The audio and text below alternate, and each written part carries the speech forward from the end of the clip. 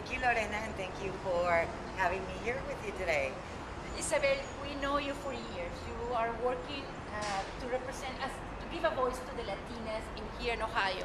But you have a news to share with us. You would like to share the wonderful news? Well, sure. I'm very excited. I was selected as one of the delegates representing Latinas in Ohio, and I'm very honored and very excited. So I'll be going to the convention in Charlotte in September. So you will represent us at Charlotte in North Carolina in the National Convention. How do you feel about being part of this history? Oh, I can't even begin to tell you. I mean, it's just so much excitement. It is historical, so as most people know by now, I am such a huge President Obama supporter. I love our president, and so anything that I am selected or anything that I'm asked to do on behalf of the president, to me, it's a great honor. It's a great honor. Something that I never dreamed of growing up. Somebody would have said, Isabel, you're going to go to the White House, or you're going to be a delegate, representing the president. I would have, never believed it. So it's.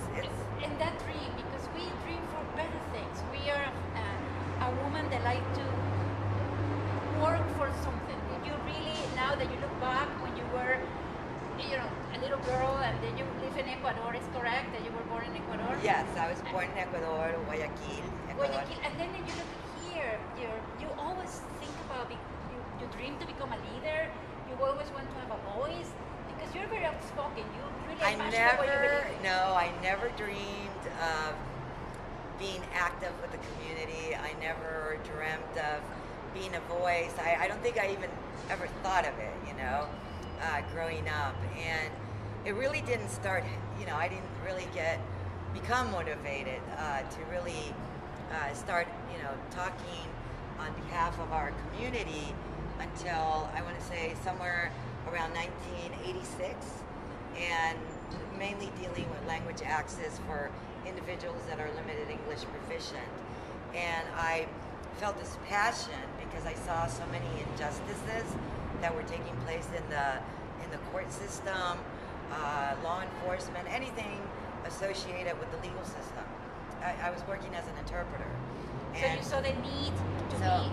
Yeah, so I saw the need, and I saw the injustices, and that motivated me to speak up. But I had never envisioned myself ever doing that.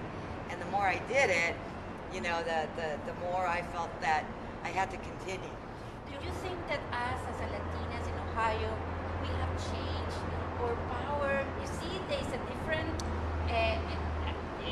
way of us of showing the leadership, or we are different compared when you used to be like in 85?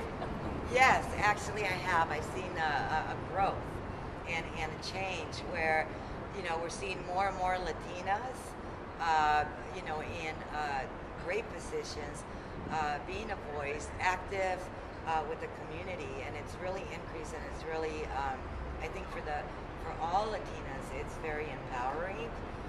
In Ohio specifically, I am seeing a change even from 4 years back.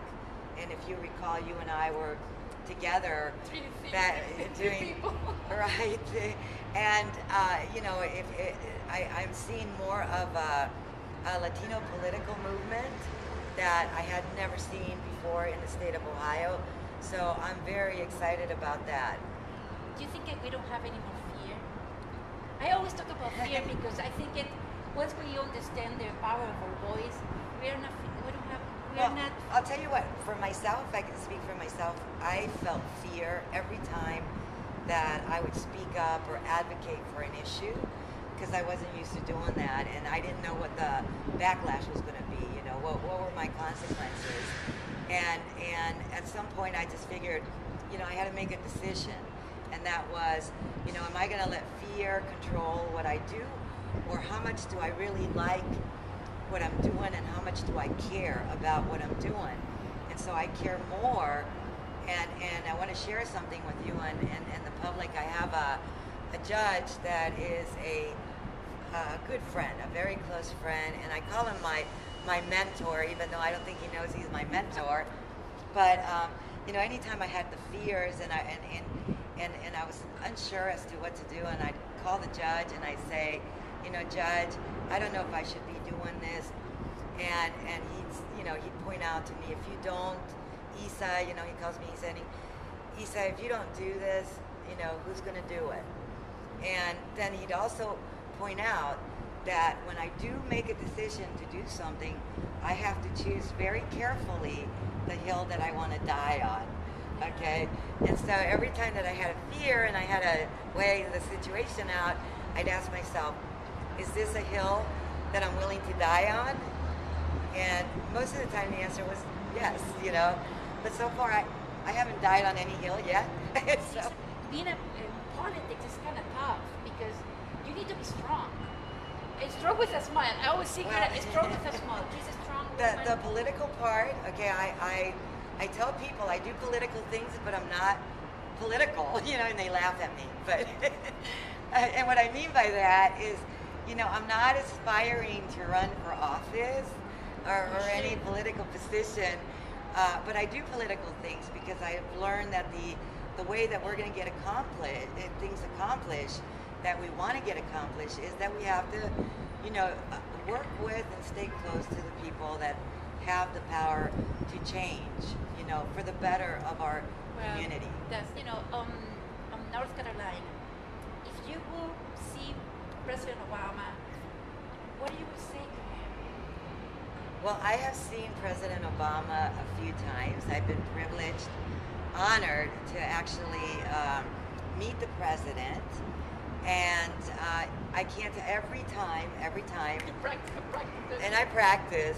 I'll never forget the very first time I practiced a very important, it was like 2 sentences. That was, I figured how hard can that be? And so I met the president at the White House. It was in 2009. And I'll never forget when the president reached out his hand and he says, and you are, and all I could say was, I'm Isabel, and I'm from Ohio, and I was so embarrassed. I was like, oh my God. And then he kept waiting for me to, say something else, and I couldn't say a word. So I thought, oh no, this is my only chance. But I've seen him other times, and fortunately I have been able to say a few things. But every time I do get tongue-tied, and I get very nervous, and, because it's very... It's very exciting. Every time it doesn't go, the excitement doesn't go away. Well, we will be, I hope that we can hear from you more often, because now you are definitely representing all the Latinas that, that will live in Ohio, and they're working to have a voice. They're really working hard to have a voice, to be recognized, and I really appreciate you giving me the opportunity to be here today to share that. Thank you, but I wanted to add one more thing, if you don't mind. We are creating a council for Ohio, and it's a Latino Council for President Obama's re-election. And I'm really hopeful that you will be on that council. Anyway, but this is, we've recruited Latino leaders from the entire state, and we're going to be very active, making sure that President Obama is well represented by the Latino community in the state of Ohio. Well, you want to share another additional message? Yeah, I think one of the messages is that, no matter how hard you may think it is or how scary, I think it's very important that Latinos really get involved in civic engagement. It's very important for us. And, we hear people saying, su voto es su voz, right? And that is so true. I mean, we have to show, our legislators that we do get out and vote, and that we're active, that we take responsibility also in, forming the future of our country. Recently, the Time magazine have a huge article about Yo Decido. Yes. We, as a Latinos, we will be deciding this election. That's right. So we need to have more voice, because if we have the power to elect a new president. Right. But it's, what good does it do if, we're the largest minority in the country, or that our population is growing in various states if we don't get out and vote. If we don't vote, nada. Right, and that's, you know, that is where su voto es su voz. So if we don't go to vote, then we're not going to be heard. So it's very important that everybody gets out to vote. And people that are, you know, legal residents that are eligible to become U.S. citizens, I highly encourage that they, you know, become U.S. citizens. And those that are not registered, that they register to vote. With that wonderful message, nosotros decidimos. Thank you so much. Thank Isabel, you, for giving the Lorena. Thank you very opportunity. much. Okay, un abrazo. Un abrazo.